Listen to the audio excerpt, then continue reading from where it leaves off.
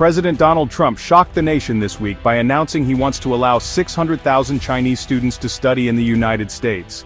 This is a massive shift, especially from a president known for tough immigration and China policies. The announcement, made on August 26, 2025, immediately sparked debate. For years, the Trump administration made it harder for international students, especially from China, to get visas. Now Trump says these students are vital for American universities, which rely on their full tuition payments to stay afloat. Many schools face closure without this revenue. Trump openly linked the plan to the financial health of higher education, saying, "Our college system would go to hell very quickly if these students stopped coming." The scale, 600,000 students, would transform campuses nationwide. The move forces a debate: financial benefits versus concerns about security and American jobs. Universities, students, and politicians are scrambling to understand this sudden U-turn. Is this a permanent change or a temporary fix? How will the government process so many visas, and what does it mean for US-China relations? The news is fresh, and the full impact remains unclear. What's certain, this marks a dramatic new chapter in the story of education, economics, and international relations. The nation is watching to see what happens next. Trump's new plan is a complete reversal from his administration's previous hardline stance. Until now, the government made it harder for Chinese students to get visas, increasing vetting and even revoking thousands of visas over security fears. Many students were blocked from certain universities, especially those suspected of ties to the Chinese military. The message was clear: the US was closing its doors. This climate of uncertainty drove down Chinese student enrollment for years. Now, Trump's sudden embrace of 600,000 students is a 180-degree turn. Observers are shocked by the contradiction. One moment, visas are being canceled. The next, Trump says he's honored to have Chinese students. The administration's true position is unclear. Will strict rules be relaxed, or will tough vetting remain? The shift has left students and universities in limbo. The debate now centers on whether this is a real policy change or just a temporary economic fix. The sudden open-door approach has created confusion and uncertainty. Will the US truly welcome these students, or is this just political theater? The world is watching for answers. For now, the only certainty is unpredictability. Trump's announcement outraged many of his MAGA supporters.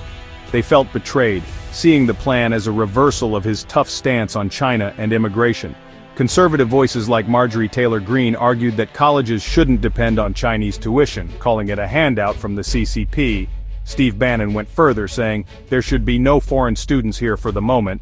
The backlash focused on two main fears: jobs and national security. Laura Ingraham claimed, "Those are 600,000 spots American kids won't get." Many worry their children will lose out to international students at top schools. Security concerns run deep. Supporters fear Chinese students could be spies or steal research. These anxieties have been a theme of Trump's previous policies. The sudden shift has created a rift within Trump's base. Supporters feel their concerns are being ignored for financial reasons. The clash between Trump's new plan and his supporters' beliefs is fueling division. The debate is fierce, and the political fallout is just beginning. Trump's move has left his movement divided and uncertain. The future of his coalition is now in question. The administration's reason for this policy U-turn is simple: money. Trump and his team say American colleges are in financial crisis, and international students' tuition is essential.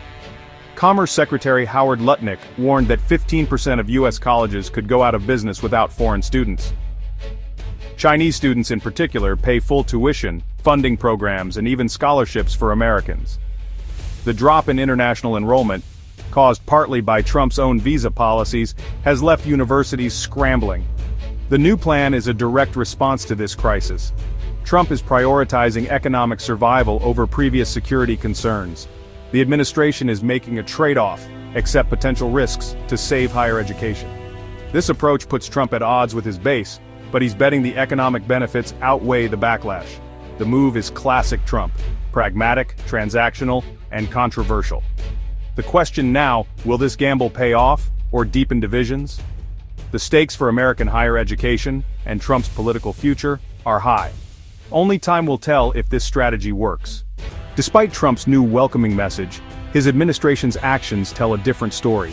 Just 2 days after the announcement, the Department of Homeland Security proposed stricter visa limits. Most student visas would last only 4 years, with extra hurdles for extensions. Visas for foreign reporters, especially from China, would be even shorter.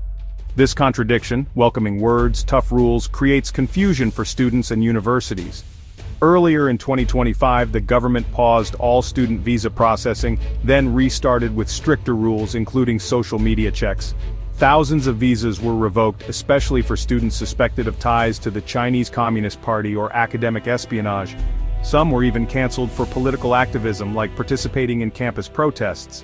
The administration's history of strict enforcement makes Trump's new plan even more surprising.